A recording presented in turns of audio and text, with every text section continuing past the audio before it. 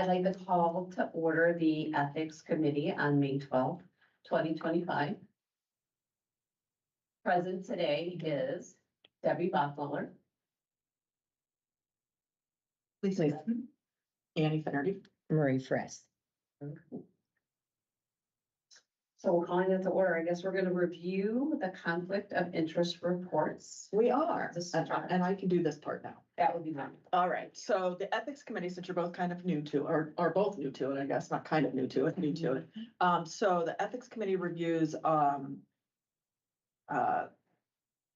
contracts with vendors, as well as then all of our conflict of interest reports from our staff and the board. So let's start with the vendor one. As you can see, we have a report of the vendors that we have, and if there were any identified conflicts of interest noted.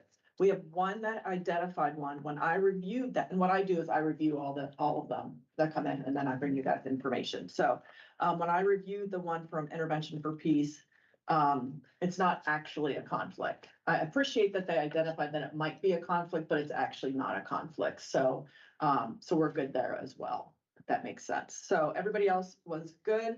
We do have one pending. I would guess that it's going to be a no also. If for some reason it comes back a yes, we can always meet again, or I can bring you guys the information, and let you know when I look at it, what it looks like.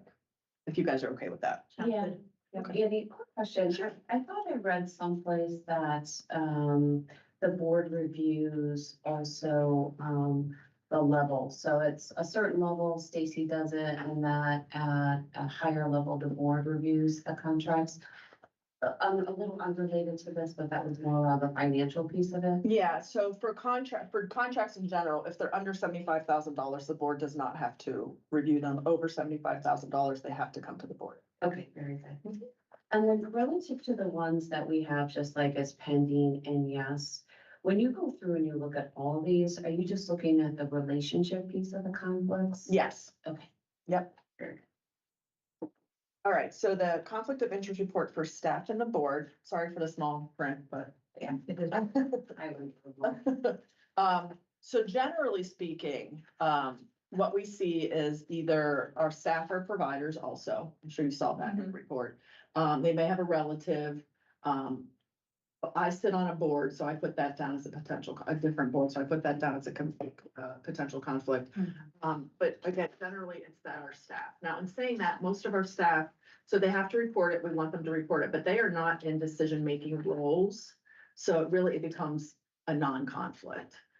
We really have to look at the ones that I sit on another board. Now, I won't directly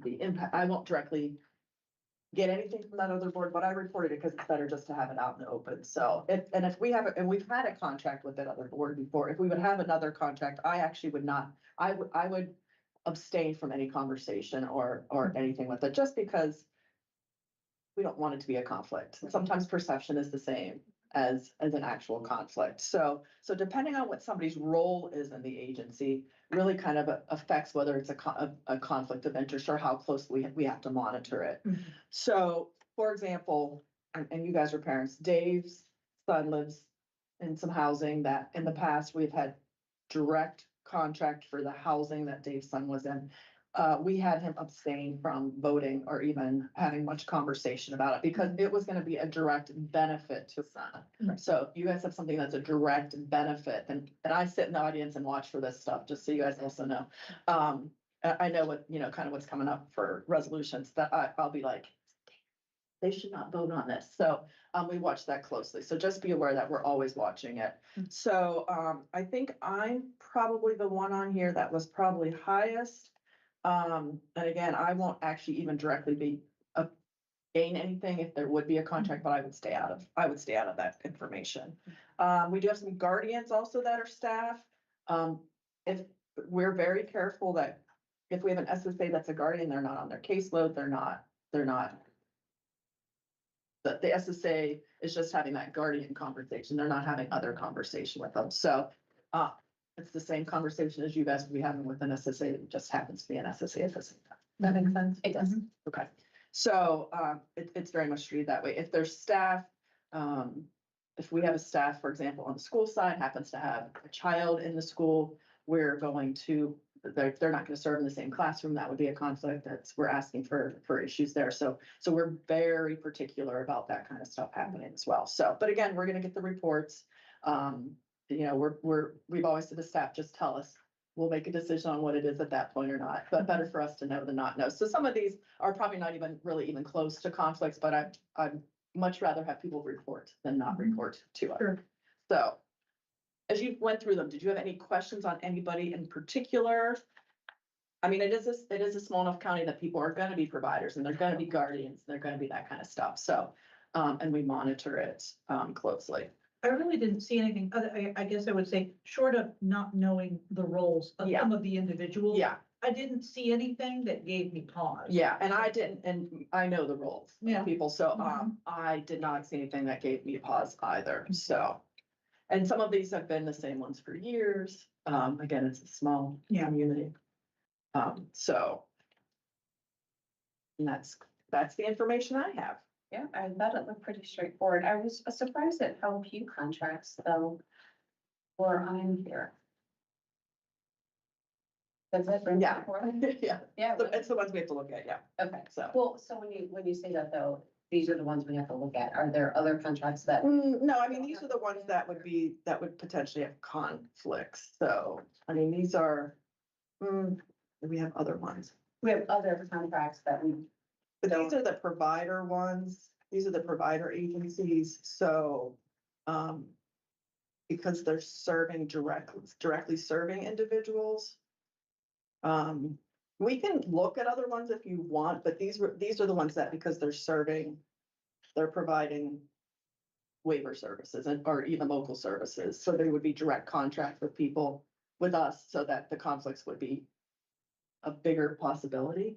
okay. I was just kind of curious because I know that we see that big, long report, like, do we look at those other contracts, like, for example, you know, Joe on the board has a relationship with the person who's cutting our lawn or something like that. Well, I mean, board members have to fill out the same forms as staff, so if you are having that, then we are looking at those, so, I think we do certify, there's some general question around There's- any there's- materials. there. Yeah, no, we all went through that, but I'm just curious, like, how did we narrow it down? to These are provider agencies. Just provider Yeah. agencies, okay. But I don't have any additional questions. Right, Lisa, do you have any additional I questions? do not. Well, that's what we got. I guess we can adjourn the meeting if we're all in favor. You can. It looks like I have the minutes form as well, so I'm not aware that there's anything in particular we need to document other than we were in agreement of with Accepting the reports. Yeah,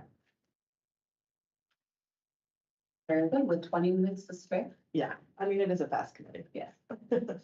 And how often does it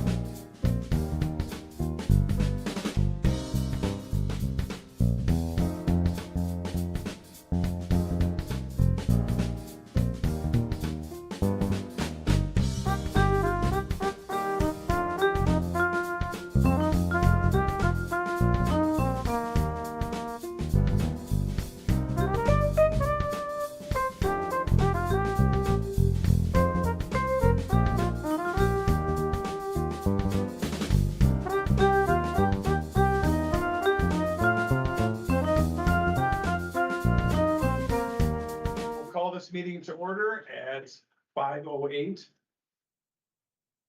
Getting started, pinch hit for Andy here, so. Let's start, so call meeting to order, we'll stay at the time, now we'll take a roll call. Okay. Dina? Here. Debbie? Present. Kelly? Here. Dave? Here. Lisa? Here. Is here as well. Then we'll go on to start the general session, so we'll do a pledge of allegiance to start with. Allegiance to the flag of the United States of America and to the republic for which it stands, one nation under God, indivisible, with liberty and justice for all. Okay, now we will do our mission statements. Mission. Of the Nevada County Board of Developmental Disabilities. Individuals with developmental disabilities to live, learn, work, and socialize. Okay, now we will do the approval of the minutes. So I need a motion. Motion to approve. Second. And a second, okay. Any discussion on the minutes from the last meeting? Regular board meeting.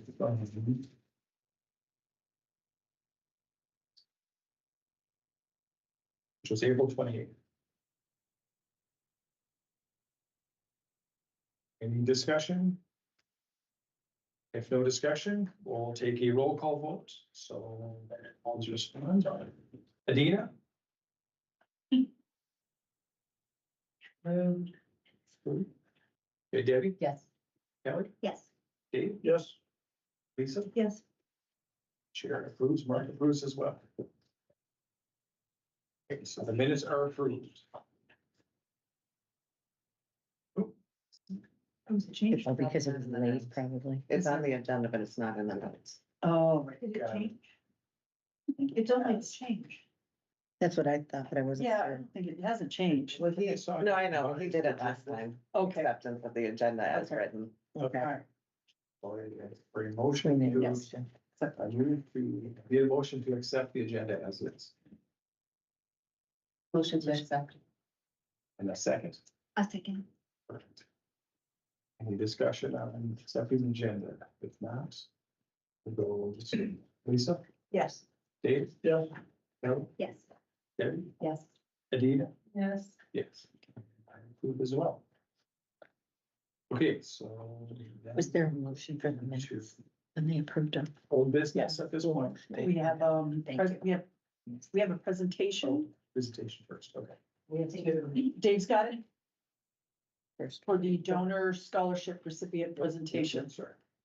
I've read it down. Board, the Medina County Board of Disabilities and Donating Funds Committee is pleased to announce this year's MCBDD donor scholarship recipient. This year's donor scholar recipient is Monica Horschuller. I believe I have that right. Monica will be graduating from Medina High School this spring, where she was an outreach coordinator for the American Sign Language Club and part of Huddle, which stands for helping us develop dedication, leadership, and enthusiasm. As a member of Huddle, she helped monthly planning of activities and participants of Medina City Schools Bowman House, a program dedicated to develop work and social skills for students with developmental disabilities differences. Most significant role she played, she feels, she had during her time at Bowman House was simply being a friend to those who needed it. Monica has always felt enthusiastic about working with people with developmental disabilities. Growing up, she would help her older brother who had autism, and through this experience, she realized she wanted to become an intervention specialist. She is passionate and committed to working with people with developmental disabilities, and she feels it is what she wants, what she is meant to do in this lifetime. Armed with everything she learned from her Huddle experience, last summer she took on the role of disability coordinator for the Girl Scout Day Camp. In her role as disability coordinator, Monica communicated with parents, directors, and station leads to ensure a successful camp experience for girls with disabilities. At the camp, she also served as another role model as troop and material manager, in which she managed budgeting and supplies, as well as assigned Girl Scout leaders to troops. In the fall, Monica will be attending Bowling Green State University in Bowling Green, Ohio, where she plans a double major in special education and technical theater.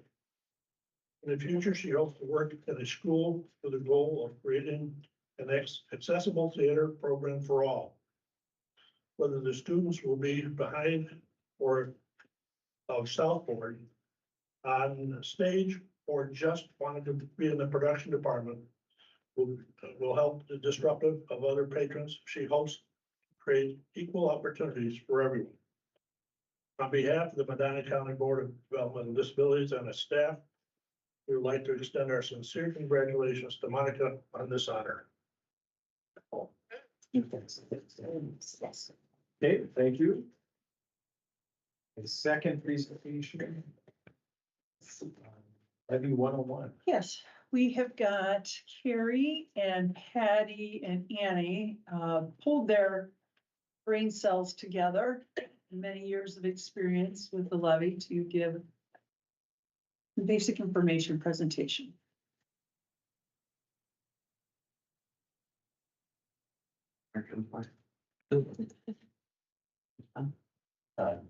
Yeah.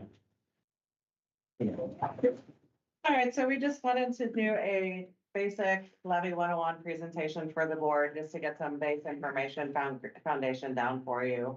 So I'm gonna go over the specifics of the different types of levies. Okay. Okay, we're gonna go over the types of levies, the current MCBDD levies, what's the millage, the campaign process for levies, and the current issues of concerns that we have. What is a levy? A levy is an amount of money that is paid to a government or organization for the support of specific operations and services.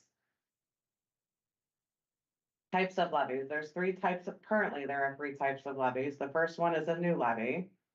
This would be additional revenue. It may be time limited. It could be a continuous, it could be a bond or a permanent improvement. It is important to note that there is no rollback exemption received, which is state funding for rollback or Homestead Act, which is 12.5%. So you do not get any state funding with a new levy. The second levy is a renewal. It's the same amount of revenue and it is not a tax increase to taxpayers. It is based on the original real estate valuation. It's renewed at the current effective rate, and it may be renewed in its entirety. It may be increased or it may be decreased. Renewals tend to have, it's less costlier to taxpayers because we would still collect the 12.5% state funding.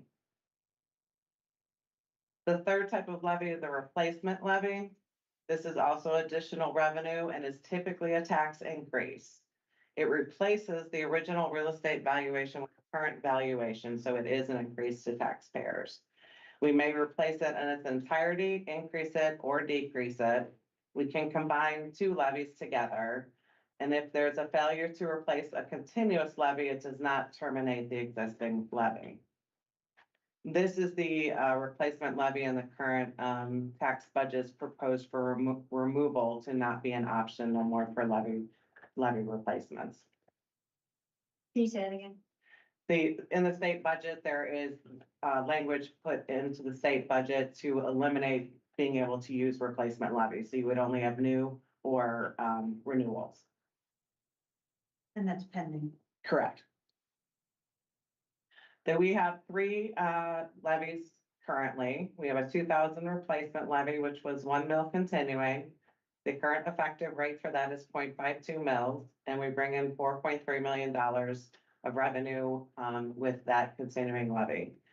We also have a 2012 replacement levy. It was a 1.9 mil continuing levy, and the current effective rate is 1.22 mils and brings in a little over $10 million. The most recent passed levy was the 2019 renewal levy. It was a 1.12 mil 10-year limited levy. Current effective rate is 0.72 mil and brings in 5.9 million. So total of all three levies that we currently have, we bring in a little over $20 million a year to our agency. What is a mill? It's a measurement for property tax. Property taxes are charged as mills. 1 mil equals 1/10 of a cent. $1 in taxes for every $1,000 of taxable property. You have a house assessed value of $100,000, 1 mil would equal $100 for that assessed value. Assessed value is key in this, in that this is determined by the county auditor. It is their fair market value assessment of the properties, and it's 35% of the appraised value. So the millage is calculated off of the appraised value, not off of the, it is calculated off of the assessed value, not the appraised value. What is an effective mill? Revenue collected from levies cannot exceed the original levy request. So millage is reduced as the property values are increased. So as there's 3-year property tax evaluations and 5-year evaluations, when those prices go up, those assessed values go up, then the millage that we collect goes down. We cannot collect more than what was originally passed by the voters. So again, in the scenario, using the effective value of 0.519, the value that was $100 before is now at $77.85.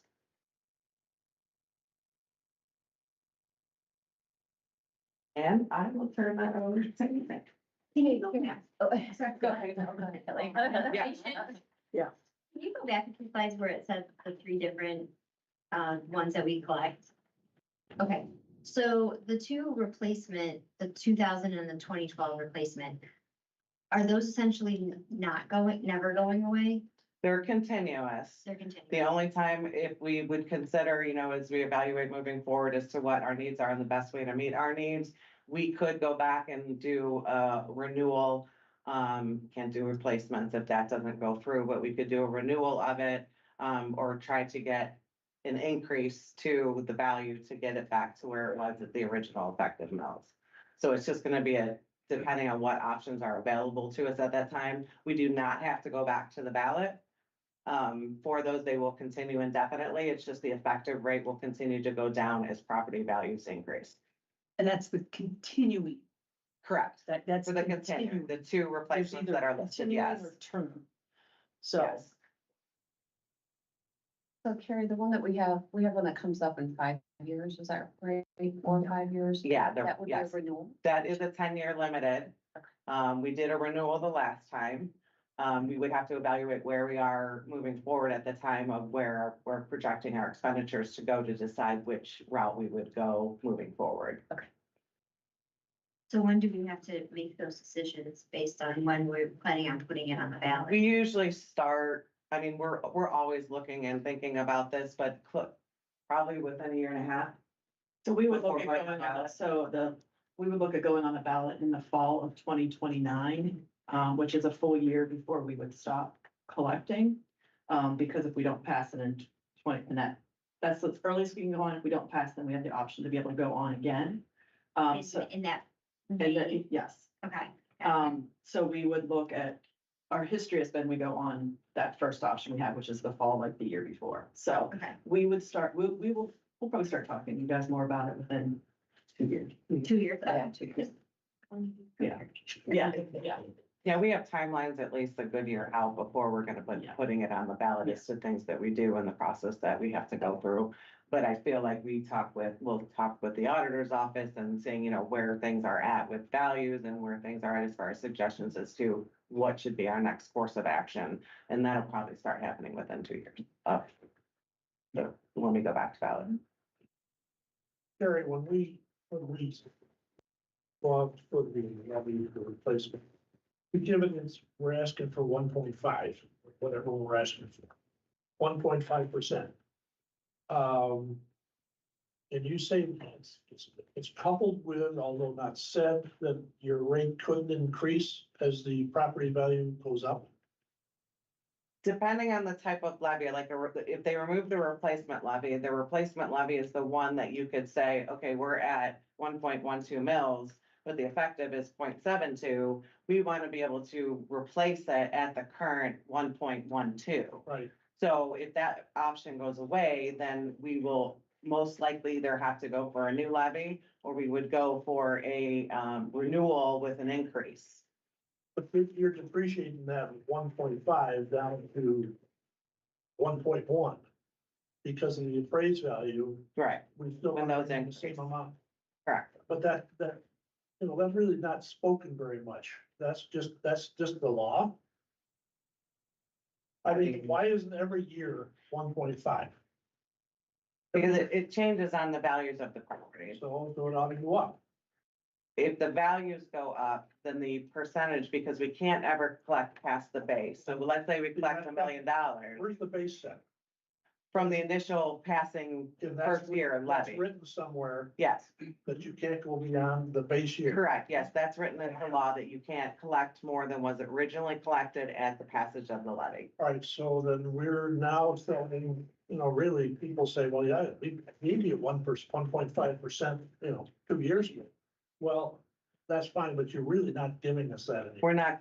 We're not collecting it. You're not The giving. value of it is the same as what it was before. It's just the effectiveness of it is lower than what it was originally.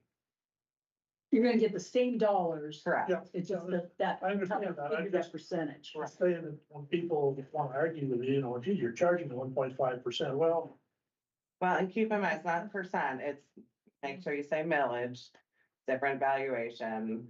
But yes, I mean, that's why when we do have communications like this, we're saying, okay, this is what it was voted at, but this is what it's currently valued at because of the increase in property taxes. The property tax owners are not paying any more or less than when it originally passed.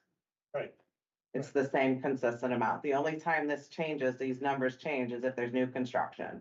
That's the only time that we get additional revenue is for that. Because that's based on the current, of the new home. if you Correct. will. That's now up at the 1.5, Correct, and that's their base. the value of it. Yeah. Any other questions on this part? It's really easy. It's really easy. I'm not- Easy.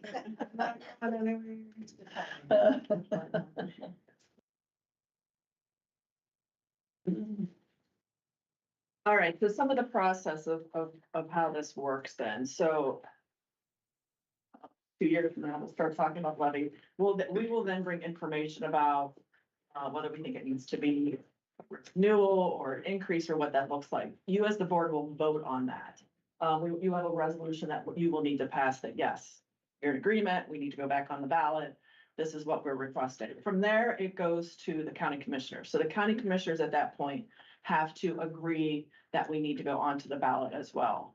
Once they agree, because they will, because we'll give them the information that shows that it makes sense. They send it to the county auditor, and then the county auditor certifies the amount of the collection that's happening. Commissioners then will prepare another resolution requesting the Board of Elections to place it on the ballot. And saying this, there's timelines around this. Carrie always is on top of the timelines of when it has to go to the commissioners, when it has to be to the Board of Elections, so that we make sure that we get on the ballot in time, because there are very specific timelines around it. And we're very cautious about that. There's also very specific language that needs to go onto the ballot for levies as well. And that changed in the last, we changed our language in the last election because of the change in the rule around that. We have consulted in regards to the language to make sure that we are right as well. And so that we're sure that we're telling the taxpayers exactly what's gonna happen with that levy. That's sensitive one. All right, and then once it goes on the ballot, then we start the campaign process. So campaigns, they're always a fun time.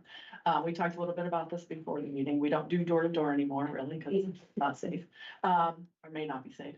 But campaigns, when we're on work time, so it's county employees, work time, even as the board, when you're in a board meeting. You cannot influence a vote, either opposing or for it during those times. You guys have a little more leeway because you're not compensated to be on the board. You are volunteer, but it's still recommended that when you're sitting as a board member, that you're not influencing a vote. So that means you're not using leading language, you're not using outright supportive language. It must be neutral, verifiable, and factual information.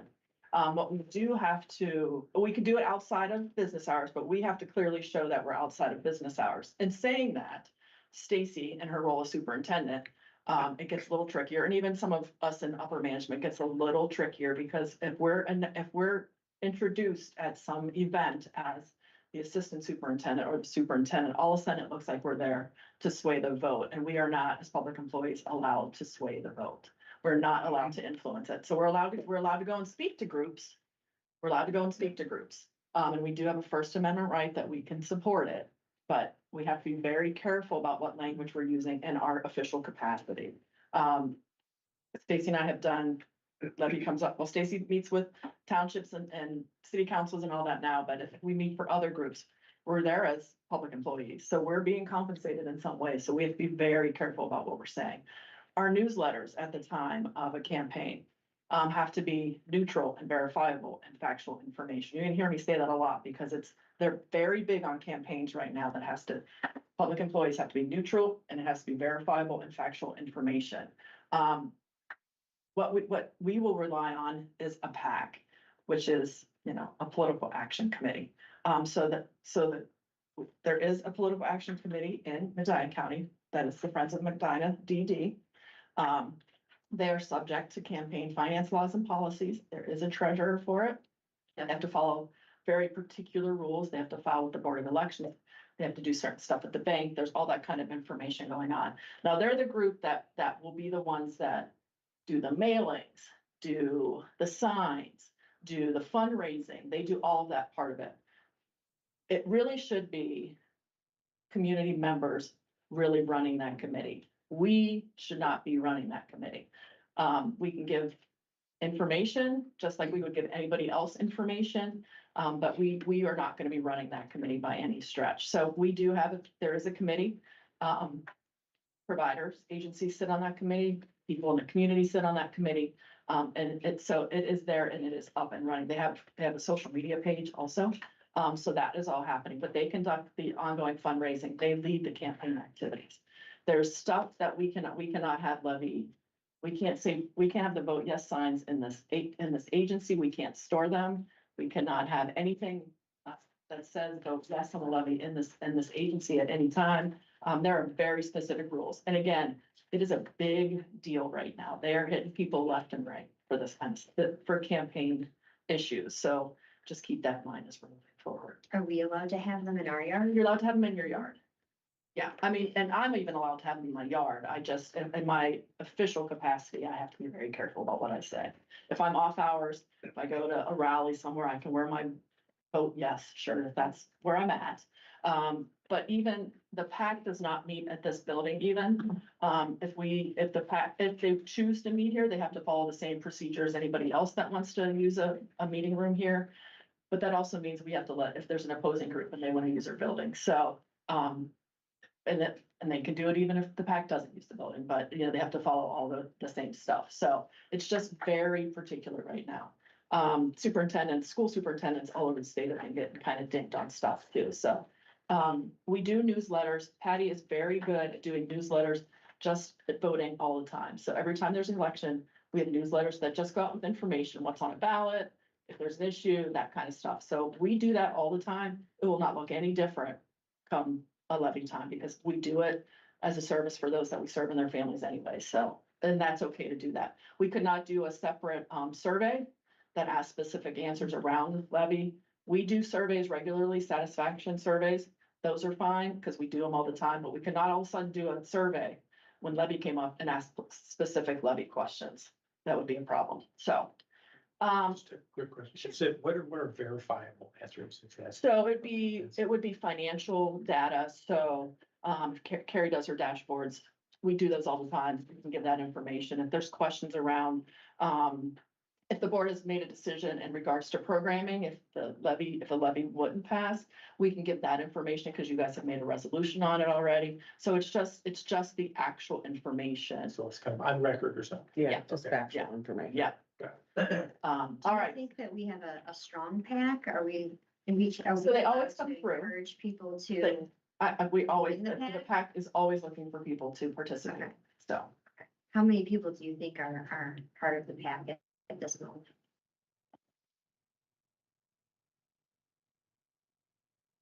I would say there's not, like, as far as leading the pack. Yeah, probably. That sounds fun. I would say there's probably 10 that are really solid in place that Yeah. understand it Yeah. and lead through it. When it comes to active levy cycle, they then pull in many more people. Yeah. Are we as board members allowed to be part You of are. the pack? You are. The climate around levies and all of this looks very different now. It does. Mhm. It does. Even from 5 years ago, it's different at this point. Yeah. Our levy, Medina County has been supportive to the county board of DD overall. When we try to fly under the radar is when it didn't pass, but when we actually run a campaign, it's been great. We passed at 60% last time, so which was awesome. So the PAC has done a great job in getting information out. So current areas of concern. State House Bill 96, which is that removal of replacement levies. Carrie mentioned that several times. It's pending right now, but it looks like it's gonna pass. I guess anything can happen, but it looks like it's gonna pass, quite honestly. The change in property tax calculations, we also even saw the end of the last week out of the Attorney General's office that there's a petition to end all property taxes. So he has approved the initial step in getting it on a ballot to end all property taxes. Now, it doesn't mean it's gonna get on the ballot. There's multiple steps to do that. But we all received notification the end of last week that the first step has been taken to end property tax. So we'll watch that closely also. The school reserve fund caption, they're looking at that 30% for carryover for schools. There's concern around that. Once it goes through with the schools, then who else's levy is going to be looked at, kind of stuff. So we're looking at that. And that reduction and removal of state funded programs, which Carrie also talked about, the Homestead Act and the rollback. So we're watching all that stuff all the time. We watch it normally, but budget time, when they put stuff into bills, we watch it even more. So any questions? Kind of just levy 101. As it gets closer, we'll give more and more information. So.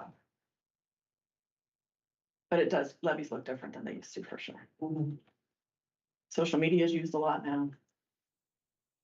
Still mailings, but, Conspiracy theorists that are out there. yeah. They are.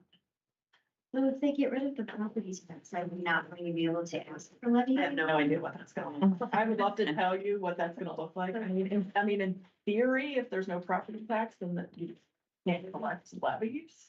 Anything that relies on that, Yeah. schools, roads. Right? Figure out a way to charge us Yeah. somehow. Right, yeah. I mean, there's no talk of, works. there's no talk of, Yeah. well, we're not hearing any talk of what could replace that, because again, Right. stuff has to be paid for in some way, so. Right. But, and that was very first step last week, the end of last week. There's multiple steps to it, so. Right now, it'll go to the Board of Elections, and they have to look at it for certain things, and then they have to get so many signatures to get it on the ballot, but. Ohio's pretty conservative, so don't like On taxes. step one. Step. Who doesn't like no tax? Yeah. That's I so mean, right in there. theory, in Right theory. there. States that don't give property tax. Right. I mean, like Texas, right? Or do they? They do different types of tax. Yeah, it depends on the income tax, or there's all kinds of different ways to do it, but, here's the bottom line, nothing's free. Yeah. And people Right. don't. Right. People want, when they want something, they don't want to have to pay for it unless they're the ones being paid for it. Then they want it, but Yeah, I came from Pennsylvania and I didn't know what a levy was when I moved here, so, because they just tax. You don't vote on any of it, so raise your property tax for stuff, so. Yeah. Yeah. But they all look crazy campaign. So, here I am talking about. Any other questions right now? I think this was very helpful, very timely as well with everything that's going on. There's also a section in the, Stacy, Ohio Association of County. Oh, yeah, yep, There's a nice little section in that, on this topic as well, like Yep. with the financials that really explains it. I have to read it a couple of times, at least I do. yeah. It's a middle. We were, It's a lot of we read it all, information. we still read it all the time. Right, right, And have to Yeah, ask all and the talk time, it so. through. Yeah. right. That's why we consult with the language and the timeline also. Right. Is it possible to get a copy of this presentation? I would have. You guys would have that, just email. Yeah. Thanks. I will go ahead and follow up. I know we talked about having updates on the state budget updates. There's nothing new. I mean, we're still talking. It's still at the Senate, and the Senate is still, looking and weighing and asking questions and having their hearings, so, shortly, is, the new budget year, this current budget year ends on the 30th of June, and the next one starts on the 1st of July, so, we should know soon, but I don't have any news. Nothing good, nothing bad, No new news. no new news. But, again, we'll stay on top of it. Okay, moving from presentations to old business. State budget information. Yep. We're going to new business. We have two resolutions. So the administration respectfully asks board approval for resolution number 1325. It's the excess property. The MCBDD maintenance and or IT departments have inspected and evaluated these items and determined that these items are unneeded. This property will be sold through auction or other means as specified in the Ohio Revised Code, and the list of items are attached. So we need a motion for the resolution. Motion to approve. A second, please. Second. Okay, any discussion on the excess property resolution? Seeing none. Vote then. Medina, Yes. Debbie? Kelly? Yes. David? Yes. Lisa? Yes. So yes as well. So motion approved.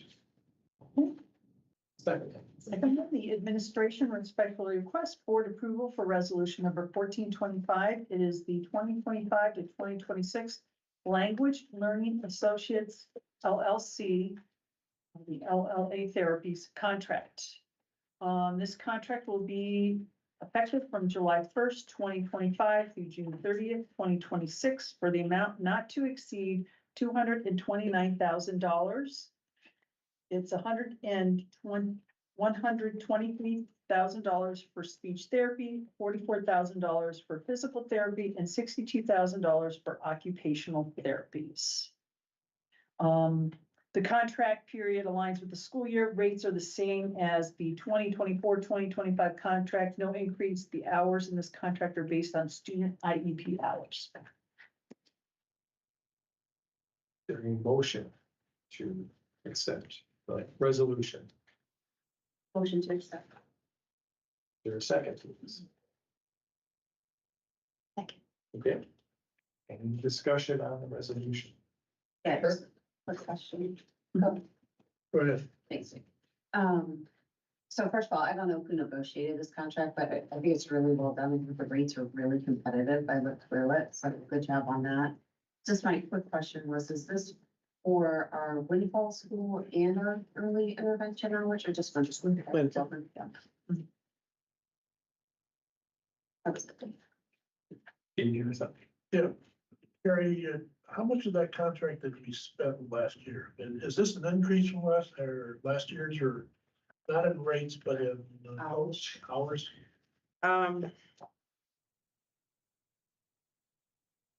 Total hours, I don't know that I have the total hours from last year's. I have it for current, what we're expecting for this year. I usually readjust the speech, sometimes increases, but I think the OTPT was consistent with previous years. But the speech is usually the one that goes up and down depending on the IEP needs. So I think it was a little bit more for speech, hours. And do you know how many, students request speech therapy, therapy occupational? I don't have the specifics on how many Winfall students receive speech therapy. Is that something you're wanting information on? Well, I was just wondering if the budget will go down or up if more students require speech therapy. So if the needs exceed what is in the contract currently, if they do need it, then we would revise the contract to include those additional hours. Yes, So the contract kind of matches the expected school needs. correct. Every year. Yes, yes. And you said this is just strictly for Windfall. Winfall School, We yes. didn't use this on the preschool in previous years. The preschool, yes, preschool was included, but since we're only providing school age services, Right. this is based on the school age service, the needs of the students in our school. I assume that the amount went down then from previous. years. Not necessarily. I mean, it depends all on the needs of the student. So, you know, as we get new students in, they may have different needs than the students might have had last year. Yeah, that's a tough call. I Right. wondered how much we might have spent for preschool. Again, it's based on the needs of the students. So regardless if it's a preschool student or a school age student, they could have different varying needs to go up or down depending on the student. It doesn't matter if they're in preschool or the school. It's based on the needs of each individual. And our preschool, remember, was, I think we had like 4 students that last year, so. That would have probably moved into our Windfall. school. Yeah. All right. Okay, any other discussion? Okay, we will vote on it. Lisa? Yes. Dave? Yes. Yes. Debbie? Adina? Yeah. Chair also says yes. Motion is approved. Okay. Contract resolution. I think that's all the new business, so we will move into the reports. Just a few things I wanted to highlight from, the superintendent's report. With the community engagement, this month, we participated in the Wadsworth Salvation Army Family Carnival, where we gave out, again, opportunity to give out general information as well as PI information. So these are a lot of, activities, events that we will attend throughout the year, but I wanted to point that one out. The other thing that we're really excited about, and I'm sure that I've mentioned it, is that we're, partnering with the Medina County Fair. And on that Friday, they're gonna have Sensory Friendly Friday, so we've been working with them and that's coming along really well. That's gonna be, August 1st, so there's a lot of activities and programs geared towards people with developmental differences, so really excited about that, and, had some great conversations with the board and great ideas, so looking forward to that. Again, ice cream socials coming up June 26th from 6 to 8 at the public square. If for some reason it rains or it's ungodly hot like last year, we'll be here, but we're hoping for it at the square again, so keep working on those bicep curls, so you guys can scoop. Do we get a lot of attendance? Is there something else going on that Oh, we evening on the square as well? Or Or no, it's just us. okay, that's It's really, that's really it's nice. big. It's pretty big, yeah. Even when it's here. Yeah, Some was gonna say the no. ice cream. right, Yeah. yeah. I don't know how it was when I was here, over here. It was It was busy. packed. I thought it was a lot of. It's still just- It was packed. Because, yeah, we didn't know it was a pot shot, but yeah, Yeah. Yeah. It was. but, yeah, it's a great time. It's really fun. You'll enjoy. Reminder, Windfall graduation's coming up on the 23rd at 9:30. We have 2 graduates this year. Our spring Tyler group was at the Brunswick Library. We had approximately 60 participants. Again, we do that quarterly and that just great attendance with that. You have a list of our these past trainings and some upcoming trainings. So we've got a full schedule of, great trainings and opportunities for people to get information and share information. One thing I wanted to point out is our advocacy. When you came down the hall, I think you may have seen some of the artwork in that glass. That was at an advocacy meeting here on April 29th. And they were doing pictures about, expressing how they felt about advocating themselves as advocates and speaking up. So it's just something I wanted to make note of. It was kind of nice to have that artwork there. Provider support. So our DSP spotlight is Darlene Toth. She is our May DSP spotlight. She has been working as an independent provider for 12 years. She was nominated by a parent of an individual who has received NMT transportation services for the past 3 years from Darlene. What this parent had to say about Darlene, she said that she has developed a wonderful, supportive relationship with both my son and myself. Her service is accommodating and timely. She has a beautiful sense of humor, which my son will share with us, which is a rarity because he does not communicate something unless it's made a big impact on him. When Darlene was asked what's her favorite part about being a DSP, she said, my favorite thing about spending time with people I serve would have to be the smiles on their faces. I look forward to that. Then I know I'm doing my job. So again, we want to congratulate Darlene Toth. Without people like that, going to provide the services that are needed. Other thing I want to point out, election day, we are a precinct. Is this the third time we've had elections here? We just started last year. Yeah, so it's that partnership with the Board of Elections has gone really well. So it's, we're going to continue doing it as long as things keep working. So that went very well. Do we get people wandering around at all? Or, do we give tours if it's available or? No, Board of Election, the workers, very good at kind of escorting people the right way and then the right way out as well. Yeah. Are we missing an opportunity to have our constituents, the voting public, tour the facility or know what building they're in? I don't know. I think it is a positive. I can tell you the last one we had, I was walking out. I had a meeting to go to and I heard people walking down. A couple was coming in and the guy said to, I'm assuming it was his wife, saying like, oh, this is, Windfall Schools. This is who does the services for developmental disabilities. And so they were just kind of chatting amongst themselves. So I think it's good PR for us. I don't know how we would capture people to give them a tour or. We'll give them a brochure. Or a handout. Well, when you come in, we've got all that stuff out there. We've got our bulletin boards filled. You'll see those things that we keep those out all the time to have updated stuff. There's stuff they have. I know we have stuff here in front of this area so that people can get stuff if they're interested. Is this the room that? Yeah. And I feel like, Dave, if someone requested a view, it would just have to be a scheduled event that would happen for that, but I don't believe we would deny No, someone interest in a tour of the building because it's a public building. However, we would probably schedule it. yeah. But it is good exposure. Yeah. Yeah.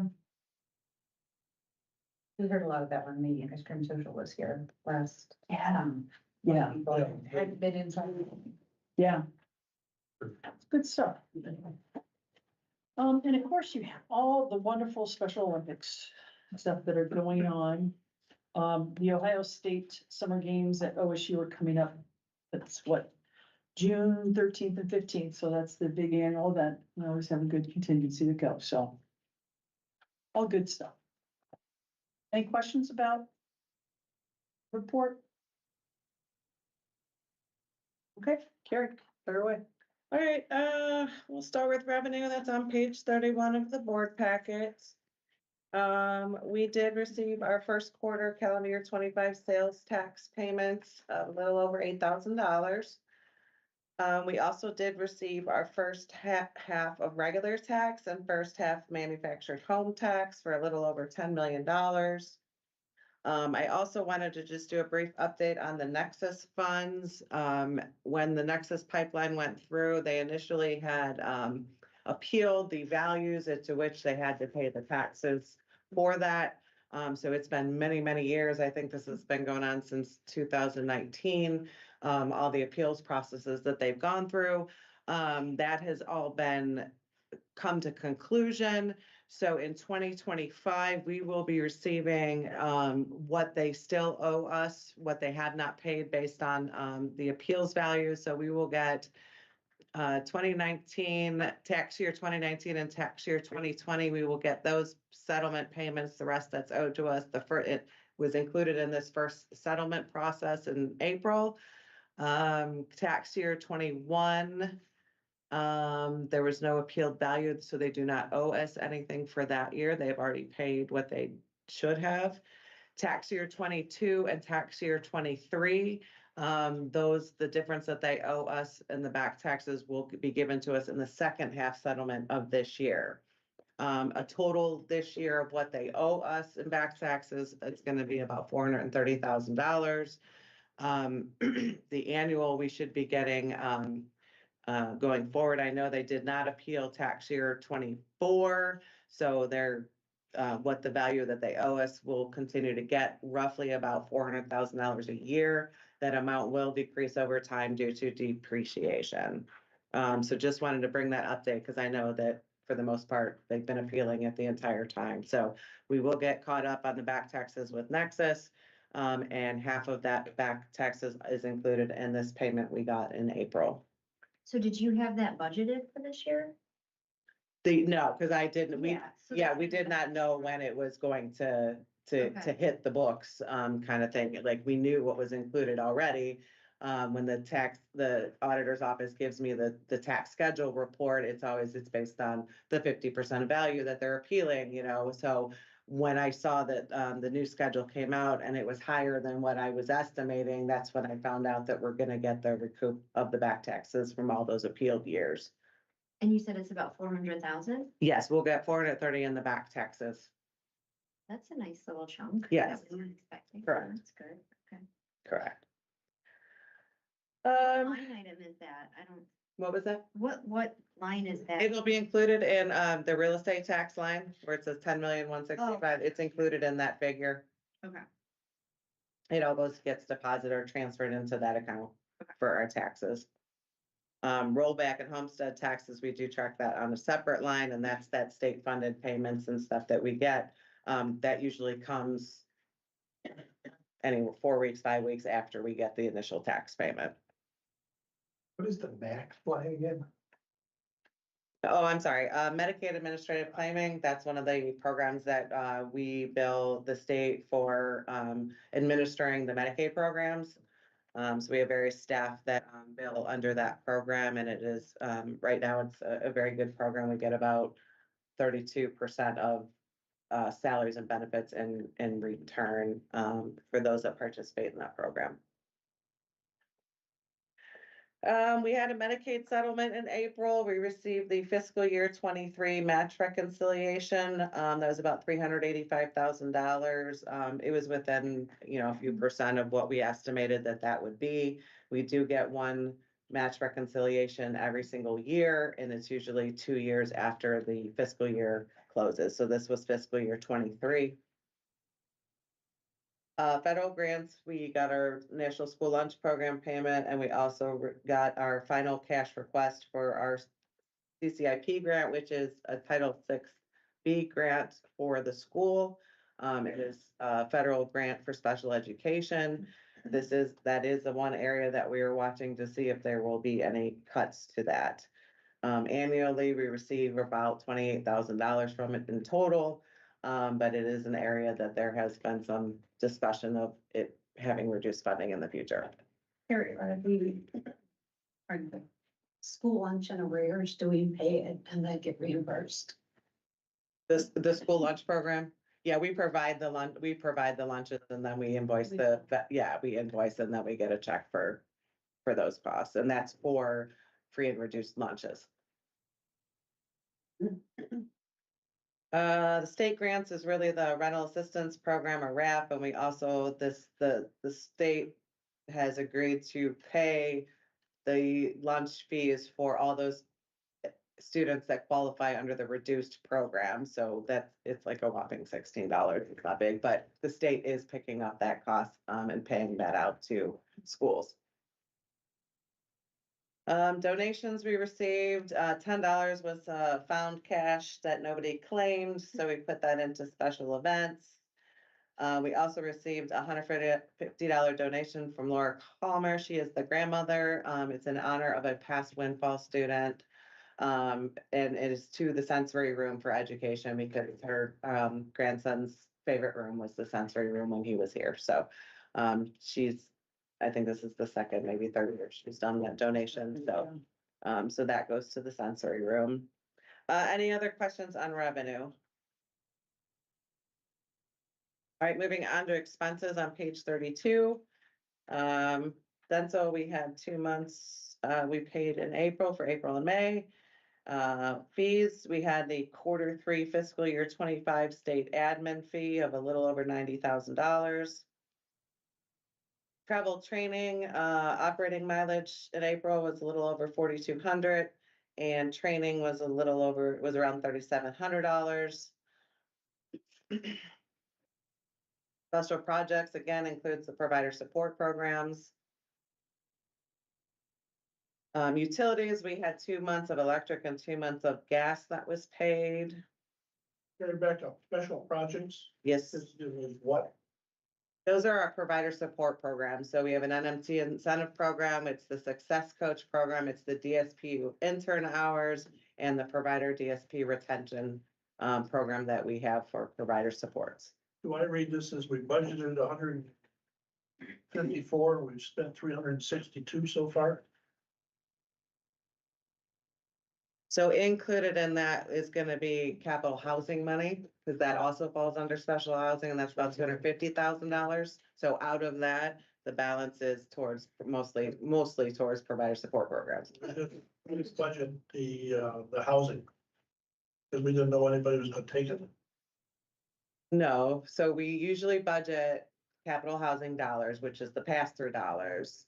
What happened was very late 24, a project came up. So we had the expense, didn't get paid until this year. So it looks like it's against our budget, but it's not. That's a prior year expense. Okay. Who was the applicant on that? Who received that? Summit housing, I Yeah, believe. Summit Housing. The Summit housing. Yeah.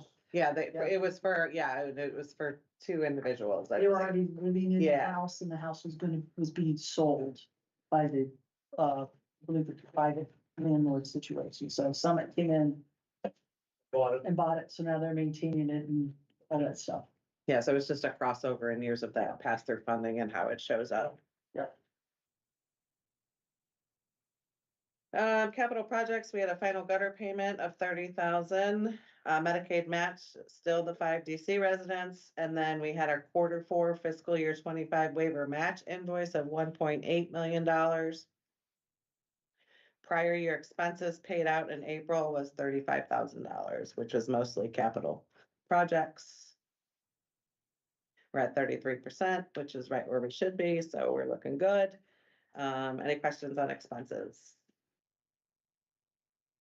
Your capital projects and equipment really dropped. Well, equipment, as far as you're talking about budget, or you're talking about expenses? Expenses. So it's just gonna depend on what happens is, like, when you're looking at prior year, it's gonna depend on when we're paying out for those projects. So if we don't complete a project till the end of the year and we don't get invoiced till the next year, we might be using prior year funds, but it's gonna show up as if it's an expense, or same for the last year. So last year we had, $342,000 in capital expenditures at this point in time. It just depends on the projects, when they're completed and when we get invoiced for the payments for the project and what projects we have going on. And I think last year it would have been the state capital project, which was the restrooms. I think was last Or year. was it doors? We did rest of it. Yes. Yeah. restrooms. The works, like the ones here, yeah, Yeah. yeah, so I think that might have been part of it, I'm not saying for fact, but Yeah. it depends on the projects, depends on when we get billed, depends when the projects are ended, and how that flow goes.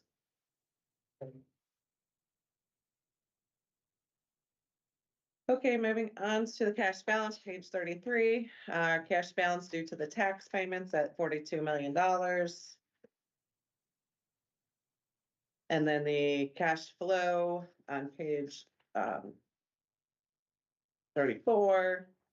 So for April, again, because of the tax payment, we added $7.8 million to the fund balance. Year to date, $2.9 million was added to the fund balance.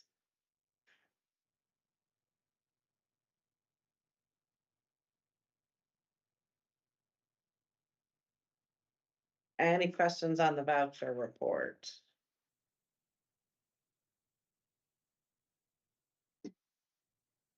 I think we do a motion to accept the financial report. Yeah,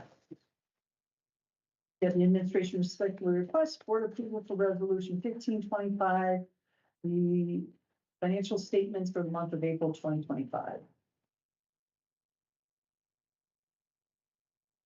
Motion to resolution. And reports, I should say. Motion to accept. Second, I can take. Lisa. Okay, any other discussion on the financial reports?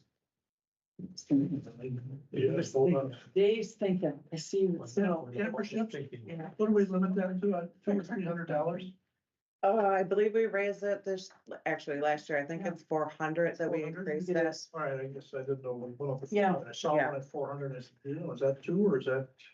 No, we increased it just due to it hadn't been increased in quite a long time, I think since we started the campership program, and then, just the cost of camp are increasing, so we agreed to increase the budget for that. Is there a reason why we, have it set up so that families who have waivers cannot apply for that, since allow the Yes. waiver? The waiver has a service in it that's community respite, that is essentially can be used for camps. Oh, interesting. So that's why we indicate that those that are on waivers typically would not qualify for the campership. But in order for a family to actually use it, that camp, for example, would have to be a provider. Correct. Correct. Your Guardian Angels is a new provider, or I haven't heard of that one before. They're not new. I think they've been around for a little bit, Have it? couple of years. Yeah, There's a lot, you can't remember. right, right. South. Do you remember all the list of names on the last quarterly report? Well, this one just seemed to be a little large. Probably just backfilling, getting caught up on billing. Okay. Yeah.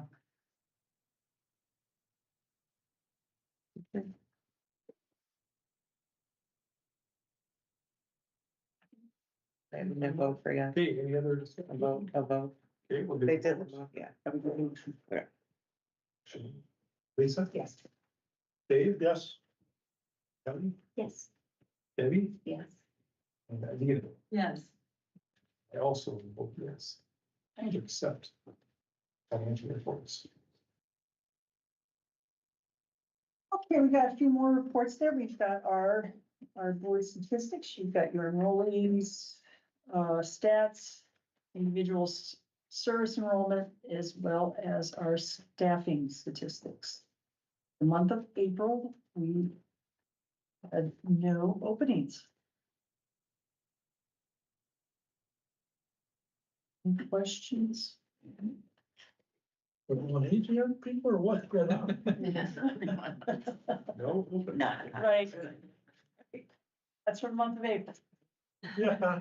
I feel like I sent a change. Okay, and then you, of course, you've got your community engagement, all the great stuff that's put out, social media, newspaper, magazines, all that. Any questions? That's all I got.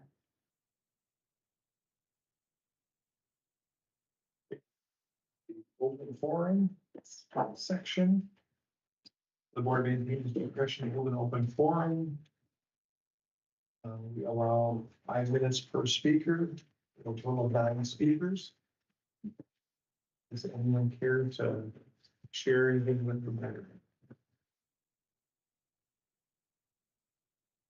Chairman, I do have a question. I know. Physical education plans, Physical education plans, yes, individual. yeah, Yeah. yes. We look at those every 3 years, we have to have them reviewed. Their IEPs are reviewed annually. So whatever is in their IEP, if that includes adapted physical education, that is reviewed annually. Yes, Okay. yeah. And it's, updated, adjusted as needed. So, yeah. And then we have the evaluation team reports we're gonna complete every 3 years. Correct. Evaluation team reports, The- yes, Yes. yes. Got it. Yes. See, I have a cheat sheet here, so. I too, somebody's looking at some info. Understand it first. Wait a minute. No, you didn't submit it, so. I'm gonna give you questions to ask next month. Yeah, that should be it. Here, that's it.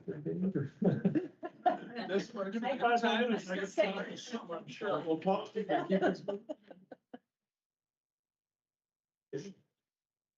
I don't believe we have an executive session. Motion to adjourn. Thank Is there a second? Second. All in favor, say aye. Aye. Opposed, say something.